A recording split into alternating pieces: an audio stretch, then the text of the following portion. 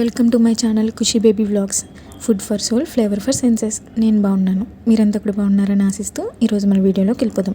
ఈరోజు మన వీడియోలో అయితే పాలక్ పులావ్ ఎలా రెడీ చేయాలో చూద్దాం. దానికోసం మనం క్లీన్ చేసి పెట్టుకున్న పాలకూరని బాయిల్ చేసుకొని మిక్సీ పెట్టుకొని పక్కన పెట్టుకోవాలి. తర్వాత ఒక బౌల్లో గీ వేసుకొని కాజు అనేది రోస్ట్ చేసుకొని పక్కన పెట్టుకోవాలి. తర్వాత అదే బౌల్లో షాజీరా, బిర్యానీ ఆకు, కొత్తిమీర, కరివేపాకు, ఆనియన్స్, పచ్చిమిర్చి, టమాటో, పచ్చి బఠానీ ఇవి కూడా యాడ్ చేసి బాగా రోస్ట్ చేసుకోవాలి.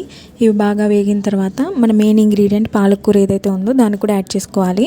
తర్వాత మన టేస్ట్కి సరిపడినంతగా ఉప్పు, కారం యాడ్ చేసుకోవాలి. తర్వాత 1 tablespoon ginger garlic paste కూడా యాడ్ చేసుకోవాలి. మనం సోక్ చేసుకొని పక్కన పెట్టుకున్న రైస్ ఏదైతే ఉందో దాన్ని కూడా యాడ్ చేసుకోవాలి.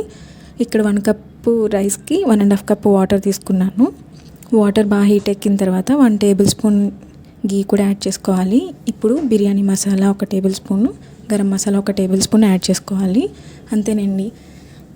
ఒక 15 మినిట్స్ లో ఫ్లేమ్లో ఉడికిస్తే మన పాలకూర పులావ్ అయితే రెడీ అయిపోతుంది. దీన్ని ఒక మంచి సర్వింగ్ బౌల్లోకి తీసుకొని ఎంజాయ్ చేయడమే.